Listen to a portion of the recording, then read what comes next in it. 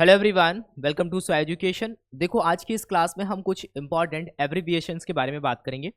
ये क्लास आपके लिए इंपॉर्टेंट बहुत ज़्यादा होगी, क्योंकि क्या होता है कि कुछ ऐसे एक दो क्वेश्चंस हमें हर बार एग्जाम में देखने को मिलते हैं एब्रिविएशन से रिलेटेड। एब्रिविएशंस यानी कि जैसे कि आपका ये एफएसएसएआई का पेपर है, तो एफएसएसएआई में बहुत सारी पोस्ट होती हैं।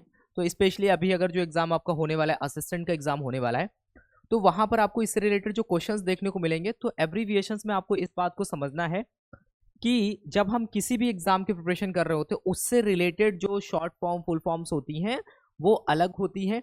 जब हम किसी अदर एग्जाम में बैठेंगे तो हो सकता है उनका मीनिंग थोड़ा सा अलग होता है, सबका नहीं, बट कुछ वर्ड्स ऐसे होते हैं जिनका एक डिफरेंट मीनिंग भी हमें देखने को मिलता है।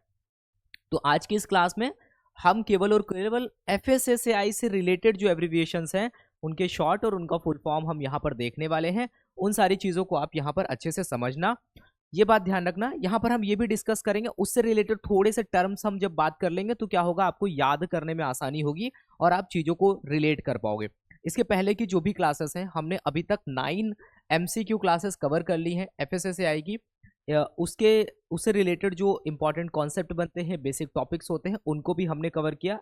ऐसा नहीं है कि केवल और केवल हमने जस्ट एमसीक्यू डिस्कस किए। इसके अलावा एक क्लास हमने जो एफएसएसएआई की थी उसको डिस्कस किया। एफएसएसएआई का जो प्रीवियस ईयर का पेपर था उसको प्रॉपर मैनर में एकदम ब्रेक करके देखा कि आखिर क्वेश्चन आए कहाँ से थे। तो वो चीज़ आपको देख लेनी है। बाकी आप soeducation.com पे विजिट कर सकते हो, आप हमारा ऐप डाउनलोड कर सकते हो कुछ अदर बेनिफिट्स लेने के लिए। तो आज की क्लास को हम स्टार्ट करते हैं, थोड़ा जल्दी कवर करेंगे जिससे आपका समय बचे। तो सबसे पहले देखो, यहाँ पर आता है हमारे सामने एग मार्क, ठीक है। और यहाँ पर आपको बात ध्यान रखनी है कि थोड़ा बहुत चीज़ें ऐसे क्वेश्चंस हमें देखने को मिल जाते हैं।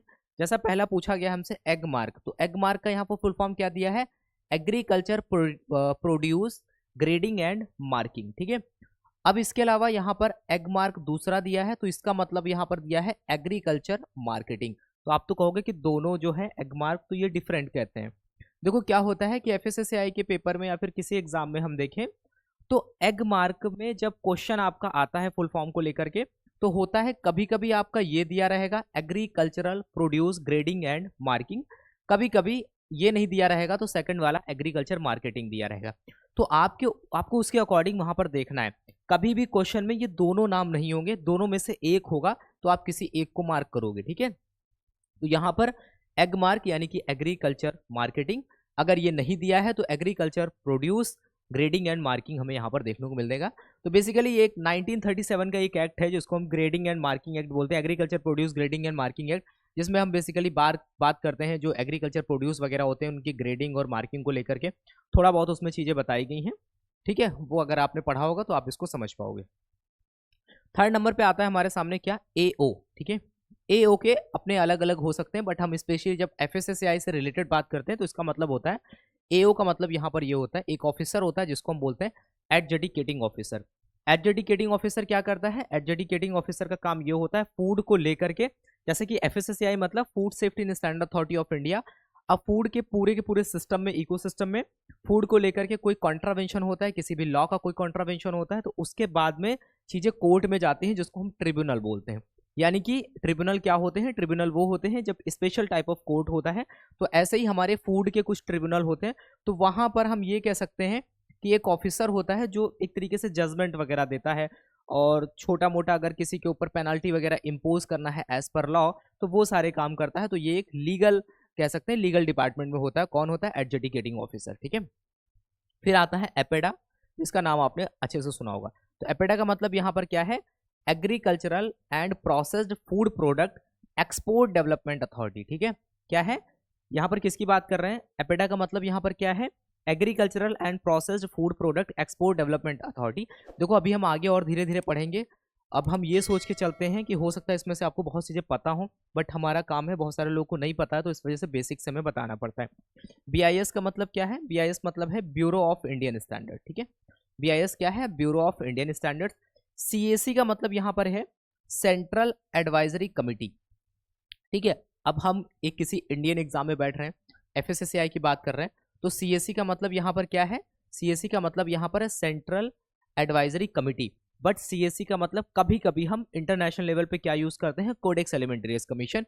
बट यहाँ पर एफएसएसएआई के अकॉर्डिंग सीएससी आपको जहां भी देखने को मिले इसका मतलब है कोडेक्स एलिमेंटरीज कमीशन नहीं है, मतलब कोडेक्स एलिमेंटरीज कमीशन नहीं है। एफएसएसएआई का क्वेश्चन दिखेगा तो वहां पर सेंट्रल एडवाइजरी कमिटी हमारा करेक्ट आंसर होगा।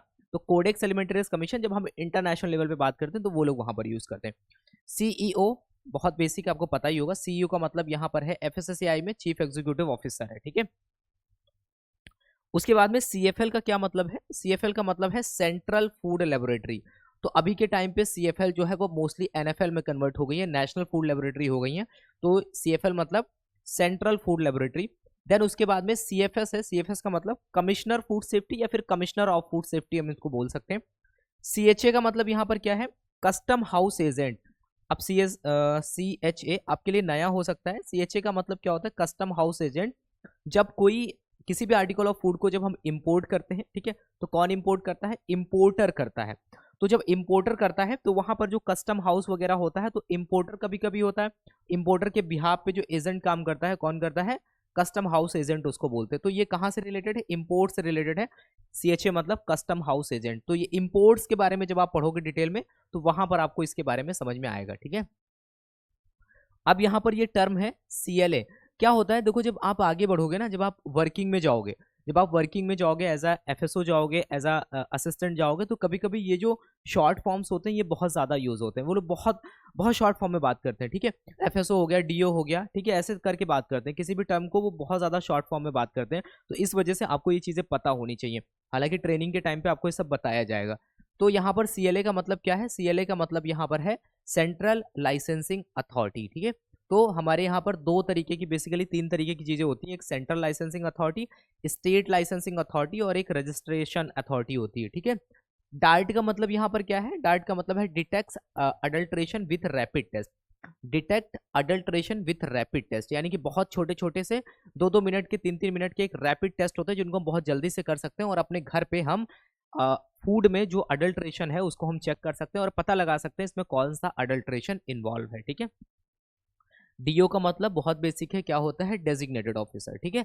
डेजिग्नेटेड ऑफिसर क्या होता है, किसी भी फूड सेफ्टी का पूरा जो सिस्टम होता है उसमें आप देखोगे कि सबसे नीचे एक डिस्ट्रिक्ट होता है, ठीक है। उस डिस्ट्रिक्ट का जो हेड होता है, किसका हेड होता है, डिस्ट्रिक्ट का हेड होता है किसका, फूड डिपार्टमेंट का, ठीक है। तो ये जो फूड डिपार्टमेंट हमारा होता है इसका जो हेड होता है उसको हम क्या बोलते हैं, डेजिग्नेटेड ऑफिसर बोलते हैं, किसमें, डिस्ट्रिक्ट लेवल पे। ईओआई का क्या मतलब है, एक्सप्रेशन ऑफ इंटरेस्ट, ठीक है। एक्सप्रेशन ऑफ इंटरेस्ट होता है ईओआई का मतलब। जब कभी आपने देखा होगा कुछ एप्लीकेशंस वगैरह मंगाता है एफएसएसएआई किसी फोस्टैक ट्रेनिंग के लिए या फिर डिफरेंट टाइप ऑफ इनिशिएटिव्स में, तो वो रिलीज करते हैं क्या, एक्सप्रेशन ऑफ इंटरेस्ट रिलीज करते हैं, जिसको हम क्या बोलते हैं, ईओआई बोलते हैं, ठीक है। ईओआई मतलब एक्सप्रेशन ऑफ इंटरेस्ट। आपका वो एक्सप्रेशन जानना चाह रहे हैं इसको लेकर के, अगर आप इंटरेस्टेड हो तो बता सकते हो, कुछ जैसे एप्लीकेशंस वगैरह होते हैं। एफए का मतलब क्या है यहाँ पर, एफए का मतलब है फूड एनालिस्ट, ठीक है। एफए का मतलब क्या है, फूड एनालिस्ट है। एफबीओ का मतलब फूड बिजनेस ऑपरेटर होता है, बहुत बेसिक है। एफडीए का मतलब क्या होता है, कभी कभी स्टेट में जब आप जाओगे, जैसे महाराष्ट्र हो गया या फिर अदर स्टेट हो गए, गोवा हो गए, तो वहां पर स्टेट फूड अथॉरिटी ना होकर के कभी कभी क्या होता है, एफडीए वगैरह होता है, जहां पर एफएसओ और इनकी सबका रिक्रूटमेंट होता है, उसको हम क्या बोलते हैं, फूड एंड ड्रग एडमिनिस्ट्रेशन बोलते हैं, ठीक है। तो यहाँ पर ये हमें लगभग स्टेट्स वगैरह में भी हमें देखने को मिलता है। एफएफआरसी पूछ लिया जाता है, जस्ट फुल फॉर्म क्या होता है, तो एफएफआरसी का मतलब क्या है, फूड फोर्टिफिकेशन रिसोर्स सेंटर, ठीक है। तो ये क्या है, एफएफआरसी क्या है, फूड फोर्टिफिकेशन रिसोर्स सेंटर। इसका देखो बेसिकली काम क्या होता है, हमारी कंट्री में एफएसएसएआई का काम क्या है कि पूरी तरीके से फूड सेफ्टी को इंश्योर करना, उसको लेकर के स्टैंडर्ड्स बनाना। और इसके अलावा देखा गया कि आप देखोगे कि जो माइक्रोन्यूट्रिएंट्स हैं उनकी कमी से हमें बहुत ज़्यादा डिजीज़ वगैरह देखने को मिलती है। तो ये फोर्टिफिकेशन को बहुत अच्छे लेवल पे लेके जाने के लिए पूरे तरीके से इस पर प्रॉपर एक रिसर्च चाहिए होती है, कौन सा हम फूड यूज़ करें, उसमें कौन सा हम एक तरीके से माइक्रोन्यूट्रिएंट्स ऐड करके उसको फोर्टिफाई करें। तो ये सब करने के लिए क्या होता है, एक सेंटर बनाया गया जिसको एफएफआरसी बोलते हैं, फूड फोर्टिफिकेशन रिसोर्स सेंटर। तो एफएसएसएआई प्लस टाटा ने मिलकर के यहाँ पर एक कोलैबोरेशन किया है और वो इस तरीके से यहाँ पर काम करते हैं, ठीक है। FICS पढ़ा होगा आपने, क्या होता है, फूड इंपोर्ट क्लियरेंस सिस्टम। जो स्टूडेंट बहुत अच्छे से पढ़ाई करते हैं टॉपिक्स को तो उनको तो ये सब पता होता है। तो फूड इंपोर्ट क्लियरेंस सिस्टम होता है। FLRS क्या होता है, FLRS का मतलब क्या है, फूड लाइसेंसिंग रजिस्ट्रेशन सिस्टम, क्या है, food licensing registration system. But अभी आप देखोगे क्या हुआ है, FLRS जो है फूड लाइसेंसिंग रजिस्ट्रेशन सिस्टम, ये 2012 में आया था। कब आया था, 2012 में आया था। और 2020 में ये रिप्लेस होकर के इसकी जगह क्या आ गया, फॉस्कॉस आ गया। यानी कि फॉस्कॉस को हम क्या बोलते हैं, food safety compliance system. FLRS पे पहले क्या होता है, जब आपको लाइसेंस रजिस्ट्रेशन कराना होता था तो इस पोर्टल पे जाना होता था। बट ये पोर्टल आज की जो जरूरतें हैं, जो पूरा का पूरा डेटा मैनेज करना है, उन चीज़ों को लेकर के पूरा सुटेबल नहीं था। अब लगा कि अपग्रेड करना चाहिए, तो हम किस पे मूव किए, फॉस्कॉस पे, फूड सेफ्टी कंप्लायंस सिस्टम। और 2020 से हम इस पे शिफ्ट हो गए। ठीक है, तो ऐसे करके आप चीज़ों को याद रख सकते हो। उसके बाद में देखो हमारे सामने आता है, हमारे सामने क्या आता है, हमारे सामने आता है फॉस्कोरिस। 21 पे हम पहुंचे, फॉस्कोरिस। जैसे फॉस्कॉस होता है वैसे फॉस्कोरिस होता है। फॉस्कोरिस का मतलब यहाँ पर क्या है, फॉस्कोरिस का मतलब यहाँ पर देखो क्या है, food safety compliance through regular inspection and sampling. ठीक है, फूड सेफ्टी कंप्लायंस, कंप्लायंस का मतलब आप समझ रहे हो, फूड सेफ्टी को लेकर के जो भी कंप्लायंस वगैरह कराने का मतलब ये है कि जो भी रूल्स एंड रेगुलेशंस वगैरह में जो चीज़ें लिखी गई हैं एक फूड बिजनेस ऑपरेटर को, वो सारी चीज़ें फॉलो करनी होती हैं, उनको हम फूड कंप्लायंस बोलते हैं। Through regular inspection and sampling, इसको हम क्या बोलते हैं, फॉस्कोरिस बोलते हैं। फोस्टैग क्या होता है, बहुत बेसिक है, food safety training and certification. तो food safety training and certification, तो क्या है ये, फोस्टैग है। फोस्टैग क्या है, एक तरीके का कोर्स होता है। फोस्टैग क्या है, एक तरीके का कोर्स होता है। और ये भी देखो फॉस्कोरिस भी एक तरीके का पोर्टल है जहां पर आपको सारा डेटा वगैरह वहां पर आप एक्सेस कर सकते हो। फोस्टैग क्या है, फोस्टैग एक तरीके का कोर्स है। ये क्या होता है कि कोई भी फूड बिजनेस ऑपरेटर है तो उसको देखा जाता है कि उसके पास में एक ट्रेंड पर्सन होना चाहिए, जिससे वहां पर जो भी लोग हैं, जो भी अनस्किल्ड वर्कर हैं, जिनको ज़्यादा नॉलेज नहीं है, उनको एक तरीके से हैंडल कर सके, उनको एक तरीके से बता सके कि आपको कैसे चीज़ें करनी चाहिए, जिसको हम फूड सेफ्टी सुपरवाइजर बोलते हैं। तो जो फोस्टैग सर्टिफिकेट जिसके पास होता है उसको हम क्या बोलते हैं, फूड सेफ्टी सुपरवाइजर बोलते हैं। तो फोस्टैग की बात करें तो एट प्रेजेंट हमारे पास में टोटल हम देखें तो 25 फोस्टैग कोर्सेस FSSAI करा रहा है। ठीक है, 24 प्लस एक सेल्फ लर्निंग प्रोग्राम है जो कि कोविड का है, और 24 यहाँ पर कोर्सेस हैं जिनको यहाँ पर 3 कैटेगरीज में डिवाइड किया गया है। ठीक है, जिसमें बेसिक होता है, एडवांस होता है और अवेयरनेस होता है। उसके बाद में देखो आगे हम बढ़ते हैं, तो फर्स्ट कॉस्ट मैं आपको बता चुका हूँ, food safety compliance system FLRS को रिप्लेस करके ये आया था। FDCA क्या है, food drug and cosmetic act है। ठीक है, क्या है, food drug and cosmetic act. तो जैसे कि हमारा food safety and standard act है, वैसे यहाँ पर food drug and cosmetic act है। ठीक है, तो ये इंपॉर्टेंट है, आप इसको ध्यान रखना। FSS एक्ट का मतलब यहाँ पर क्या है, food safety and standard act 2006 है। ठीक है, FSSAI food safety and standard authority of India. FSO का मतलब सभी जानते हो, फूड सेफ्टी ऑफिसर। FSKAN ये इंपॉर्टेंट है, इसको ध्यान रखना। FSCAN बोलें या फिर FSKAN, इसका मतलब होता है food safety knowledge and assimilation network. तो क्या है यहाँ पर, एक तरीके का ये नेटवर्क है, इसके बारे में ऑलरेडी MCQ क्लासेस में बहुत अच्छे से हमने पढ़ा था। तो एक तरीके से एक नेटवर्क है जहां पर पूरा का पूरा डेटा है, पूरी पूरी इन्फॉर्मेशन को वहां पर रखा गया है, और काफी सारे लोग हैं जिससे नॉलेज को एक दूसरे के साथ में शेयर किया जा सके, रिसर्च एंड डेवलपमेंट को हेल्प मिल सके, और उस डेटा के बेसिस पे FSSAI अच्छे स्टैंडर्ड्स को बना सके। फिर आता है FSMS, यानी कि फूड सेफ्टी मैनेजमेंट सिस्टम। क्या होता है FSMS, food safety management system, जिसके अंडर हम HACCP, GMP, GLP ये सब चीजें पढ़ते हैं। FSM का मतलब क्या होता है, फूड सेफ्टी मित्रा। तो फूड सेफ्टी मित्रा, डिजिटल मित्रा, हाइजीन मित्रा, ये सब क्या होते हैं, फूड सेफ्टी मित्रा होते हैं, जो फूड बिजनेस ऑपरेटर को हेल्प कर सकते हैं इन सारी चीज़ों को लेकर के, जैसे लाइसेंसिंग को लेकर के, रजिस्ट्रेशन को लेकर के, साथ ही साथ जो हाइजीन वगैरह होता है उसको लेकर के। ठीक है, कि कैसे प्रॉपर हाइजीन मेंटेन करना है। ठीक है, अब इसके बाद हम आगे बढ़ते हैं। तो यहाँ पर लगभग हम 65 या 70 करीब हम डिस्कस करेंगे, मिनिमम 65 तो हम करेंगे ही। तो यहाँ पर FSS मतलब फूड सेफ्टी सुपरवाइजर। ठीक है, FSS मतलब food safety supervisor. HACCP hazard analysis and critical control point होता है इसका फुल फॉर्म। HFSS, ठीक है, ये थोड़ा सा नया, ठीक है, इसको ध्यान रखना। क्या है HFSS मतलब यहाँ पर high fat salt and sugar, high fat salt and sugar, इसको ध्यान रखना। तो HFSS जो आपको लग रहा है नया है, ठीक है, जो आपको लग रहा है नया है, हमने नहीं सुना, उसको जरूर ध्यान रखना, वैसा ही पूछा जाता है, बहुत नॉर्मल बेसिक चीजें नहीं पूछी जाती। GAP क्या है, गुड एग्रीकल्चरल प्रैक्टिसेस है। GFSP का मतलब यहाँ पर क्या है, ये ध्यान रखना, ये एक तरीके से ग्लोबल फूड सेफ्टी पार्टनरशिप है। ठीक है, GFSP क्या है, ग्लोबल फूड सेफ्टी पार्टनरशिप है। उसके बाद में अगर हम यहाँ पर देखते हैं GSFA क्या है, general standards on food additive, ठीक है, general standards on food additive.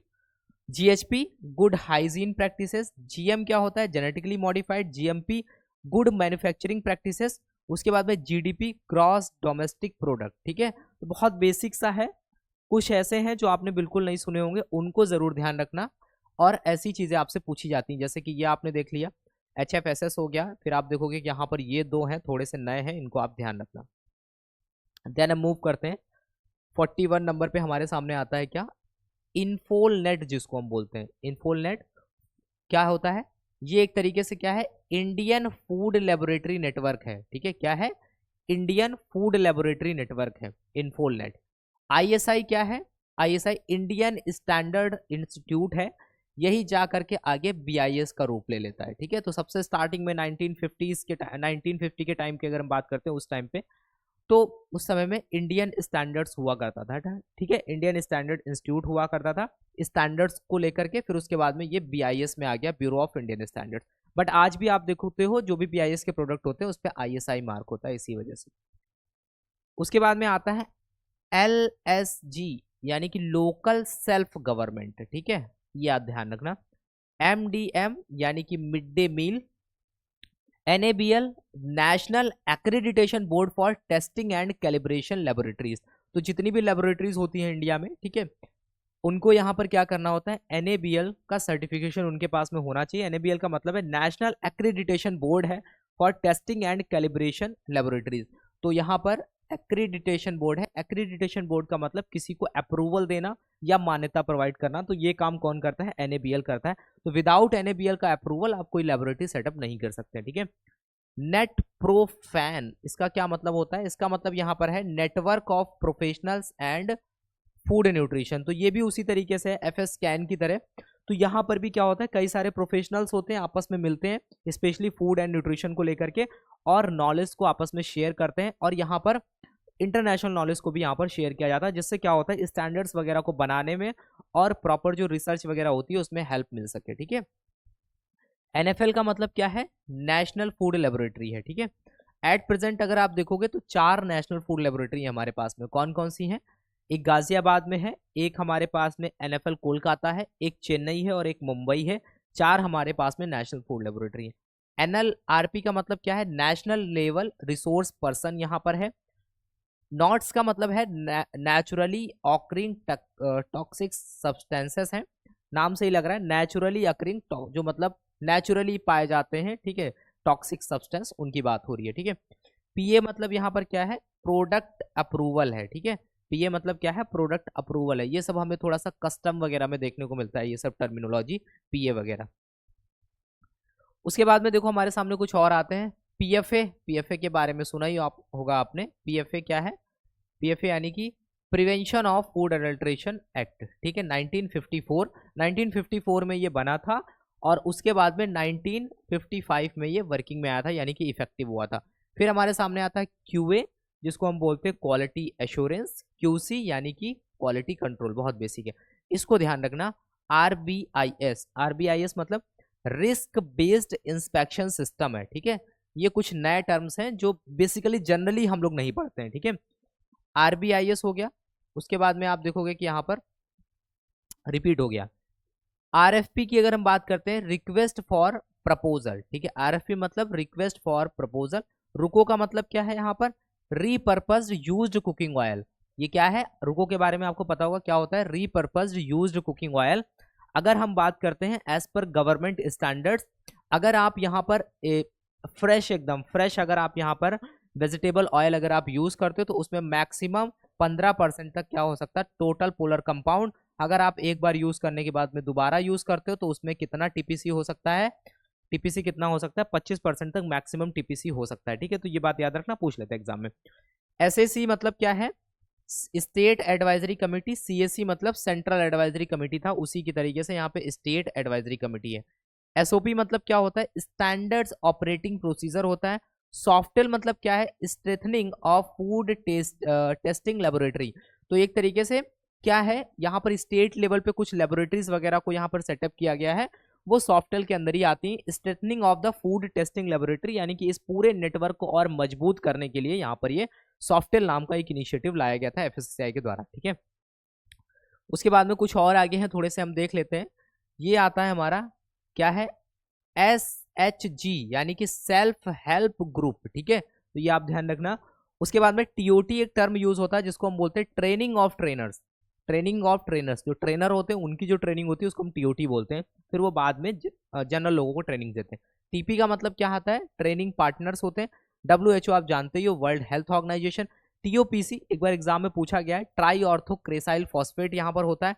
Swift का मतलब क्या होता है, स्विफ्ट का मतलब होता है single window interface for facilitating trade, ठीक है। जब हम उसमें बात करते हैं, इंपोर्ट्स वगैरह की बात करते हैं, जहां पर हम उसके बारे में ऑथराइज्ड ऑफिसर के बारे में बात करते हैं, कस्टम हाउस एजेंट के बारे में बात करते हैं, इंपोर्टर के बारे में बात करते हैं, वहीं पर हम इसके स्विफ्ट के बारे में बात करते हैं, जिसका मतलब होता है single window interface for facilitating trade. मतलब ट्रेड को एक तरीके से फैसिलिटेट करने के लिए बहुत ज्यादा उसमें हर्डल्स ना आए, जिसकी वजह से डिले होती हैं चीजें।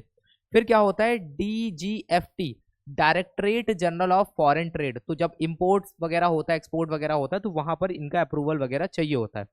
क्या होता है, DGFT, यानी कि directorate general of foreign trade, ठीक है। तो इस क्लास में हमने क्या किया, 67 या फिर 66 एक रिपीट हुआ था, 66 हमने एब्रीविएशंस यहाँ पर देखे, ठीक है। इसके अलावा और भी बहुत से हो सकते हैं, ऐसा नहीं कि नहीं हो सकते हैं, बट फिर भी जो जनरल है, जो आपको पता होने चाहिए, उनके बारे में हमने इस पर्टिकुलर क्लास में डिस्कस कर लिया। तो आई होप आपको क्लास समझ में आई होगी, अच्छा लगा होगा। आप अपना फीडबैक वगैरह आप कमेंट में दे सकते हो। अभी एक रिक्वेस्ट है, आप चैनल पर विजिट करते हो तो प्लीज़ 2 चीज़ें करके जाया करो। जो चीज़ आपके लिए फ्री है, क्या फ्री है, आप चैनल को सब्सक्राइब कर सकते हो, आप लाइक कर सकते हो, और अगर आपका मन है डिसलाइक करने का तो प्लीज़ उसके सजेशंस जरूर देना, हम और क्या इंप्रूव कर सकते हो उसमें, ठीक है। तब तक के लिए thank you, have a nice day, मिलते हैं नेक्स्ट क्लास में।